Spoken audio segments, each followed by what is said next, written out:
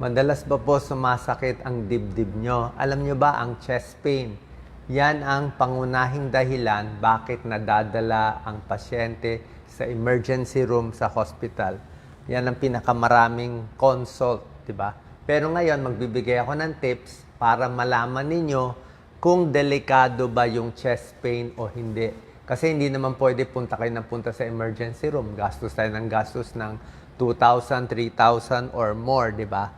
Meron tayong mga clues kung delikado siya or hindi. So, unahin natin muna yung mga possibilities, yung mga hindi delikado, pati doon sa mas delikado. Pwede to sa puso, siyempre pag puso, kailangan check up. Pwede to sa baga ang dahilan, pwede sa tiyan, abdomen, pwede sa buto, pwede rin sa nervyos. O isa-isahin natin, ha? So, ang una kong tinatanong, nasaan yung masakit ang dibdib? Yan. Anong part ang masakit? Ayan, parang namumula. Ang tinatanong sa pasyente, kaya mo ba ituro ng isang daliri? Kahit kayo, mga nakikinig ngayon, ituro niyo isang daliri, saan masakit? Pag naturo nyo, minsan pagising sa umaga, doon sumasakit.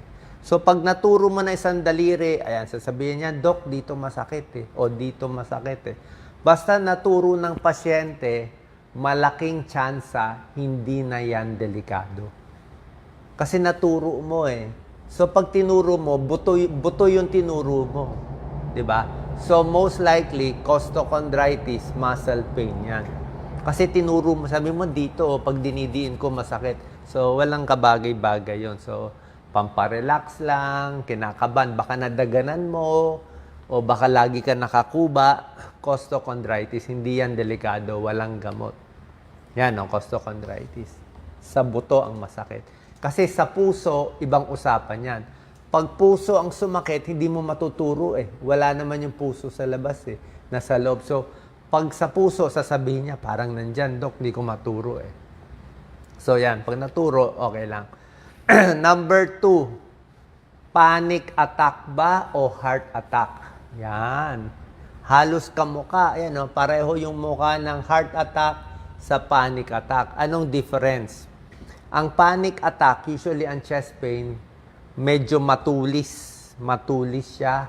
Tsaka halatang kabado yung mukha. Ayan, halatang kabado, parang sinasakal. Usually, mas bata sila. Mas bata, less than 45 years old.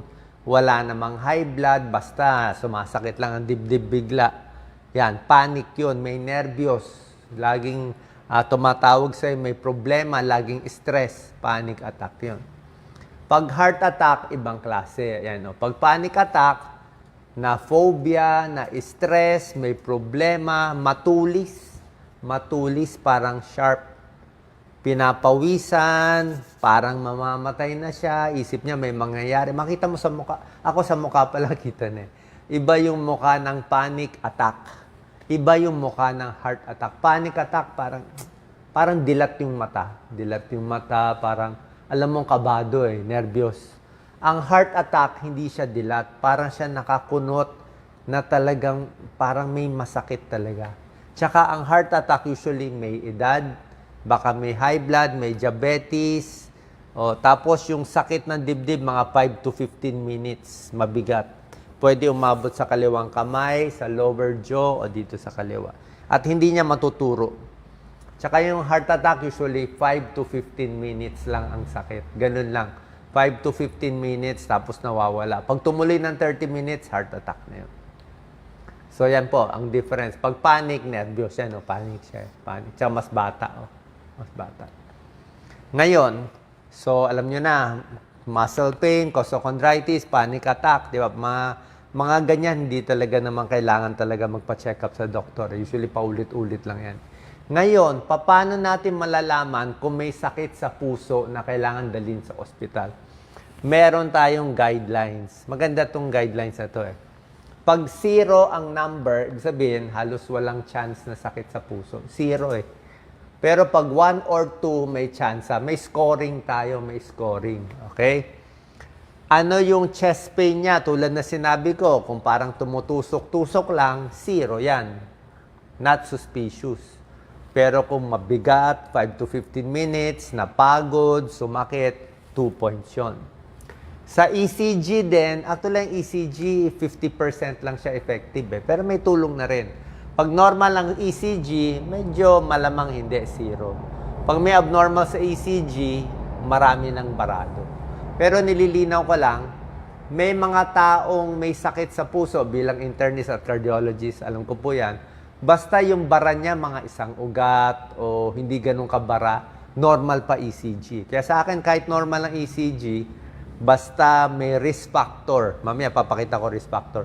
Ano risk factor? Age 65 and up. Chest pain, duda ka na. 65 na siya. Wala pang 45 years old. Lahat na may masakit ang dibdib, wala pang 45 years old. Wala namang, hindi naman blue baby, walang congenital heart disease, wala namang rheumatic heart disease, nakipag-break sa boyfriend, wag mo na pansinin yun. Siguradong panic attack yun. Less than 45, 0 points. Hindi yan sakit sa puso. Ito pa, napakahalaga. May risk factor ba? Pag may risk factor yung pasyente, kung meron kayong risk factor, pwedeng 1.2 points. Pwedeng sakit sa puso. Pero kung wala kayo nito, diabetes, high blood, yan, kasama yan, naninigarilyo, mataas ang cholesterol, overweight. Yan. Kung wala kayo nito, wala pang 45 years old, 'di ba? Batang babae, 30s, ganyan, masakit ang dibdib, 'di ba? Wala po 'yon. Hindi na pinapansin 'yon. Hindi na kailangan usually 99.99% halos impossible, 'di ba? Hindi naman pwede consult ka ng consult kasi mahal din. Okay? So ito yung guidelines, nakita niyo kung saan kayo papatak. Ang chest pain, maraming klase. Meron dyan hanggang sa kaliwa.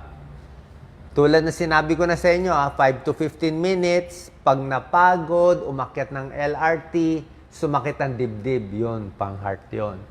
May edad, 50, 60 years old, may diabetes, medyo nakakunot. Yan, pinapatest natin. ECG, may treadmill exam, yung tumatakbo, may 2D echo. Pero kung duda talaga na duda sa puso, may angiogram. Naglalagay sa kamay or sa singit ng wire, tinitignan yung puso kung barado. Like ito, barado. Kung barado, nilalagyan ng wire. Nilalagyan ng stent, ng bakal. Binabalon o binubuka. Pero mahal to. Mahal, 300,000, 500,000, depende sa dam. Pero ito yung tunay na may bara sa puso, di ba? Tapos may gamutan. Kung puso man, beta blocker, mga metoprolol, mga simvastatin, mga aspirin, lifestyle change, kung sakit sa puso. Pero pinakita ko naman sa inyo, pwede naman hindi sakit sa puso. Other heart problems, meron din mga ibang sakit sa puso na rare na. Mga thoracic aneurysm, medyo rare na yon. Mga pericarditis, yung balot ng puso, sa mga may lupus, medyo rare na yon. Myocarditis, yung humihina yung puso, rare na rin yun. Sa 2D echo, mahuhuli na. Kaya nga, pag may duda tayo, 2D echo, ECG, stress test, mahuhuli na yung sakit sa puso. Okay? So, sinabi ko na, pag natuturo, malamang hindi sakit sa puso. Kung nervyos, malamang hindi. Tingnan naman natin yung dalawa pa. Baga ba o sa tiyan? Ang baga, pwede rin mag-cause ng chest pain kasi nandito yung baga eh. Nandito yung baga mo. Diba? Ayan yung baga mo. Anong klaseng mag-chest pain? Pulmonya. Diba? Hika.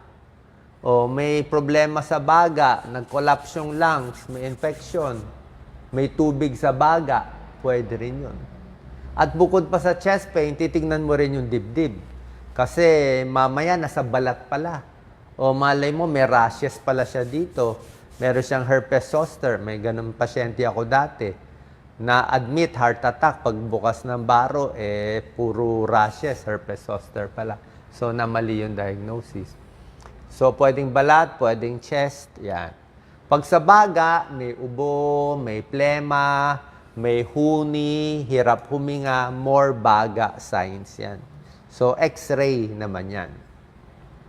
Pagbaga, x-ray, ibang usapan. Sine-check din, di ba? Baka may pulmonya. Pwede rin sa tiyan, organ sa tiyan. Pwedeng sa sikmura mismo, heartburn.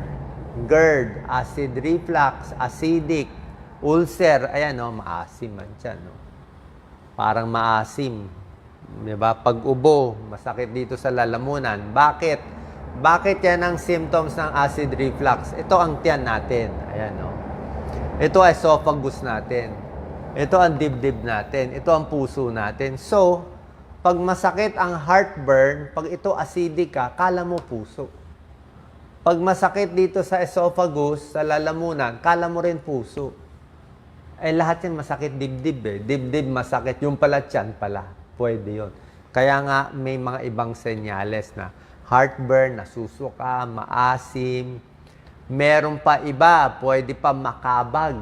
Okay? Pag sobrang kabag ang tiyan mo, tapos bandang taas, hindi mo alam, dibdib ba, tiyan ba masakit, baka kabag yun. Yan, no? Marami pa ibang problem dito sa tiyan. Kabag, indigestion, GERD, di ba? Pwede rin sa atay, liver problem. Pwede rin gallbladder, bato sa abdo. Di ba? Banda rito naman sa kanan, medyo malayo. So, yan ang mga possibility. Pwede sa tiyan, tulad na sinabi ko, pwede sa baga, pwede rin sa puso. Kung hindi tayo sure, kung tingin nyo naman hindi kayo papasa dun sa seryoso, at tingin nyo, hindi naman ganun kaseryoso sakit nyo, bata pa, or kung nagpa-check up na kayo isang beses, sinabi ng doktor, ay wala yan, di ba? So, meron namang lifestyle change para sa baka sakit sa puso, baka hindi sakit sa puso, walang masama, susundin natin lahat to. Good for all naman to eh. Kung baga, puso, tiyan man ang problema mo. So, relaxation, bawas stress, exercise pa rin, hinay-hinay lang. Pag sumakit ang dibdib, kung heart man yan, tigil, pero kailangan pa rin exercise. Healthy foods, bawas sa fast food talaga, mamantika. Huwag sobra pagkain, mahirapan ang puso. Pag busog na busog, pati tiyan, mahirapan. Support group, pwede rin yan, may mga kausap. Mas maraming prutas at gulay, pero syempre, huwag lang tataba, gulay mas maganda. Healthy snacks, pwede ang mani, huwag na masyadong maalat. Saging, favorite natin. Konti lang ang mantika, gagamitin. Okay, less. Yung mga fatty foods, mantika, butter, cheese, red meat, taba ng baboy, baka, konting bawas. Okay? Sana po nakatulong tong video natin. Dahil alam nyo na ngayon kung chest pain or hindi. Pero syempre, kung alanganin kayo, pakonsulta po tayo sa isang internist or cardiologist. Salamat po.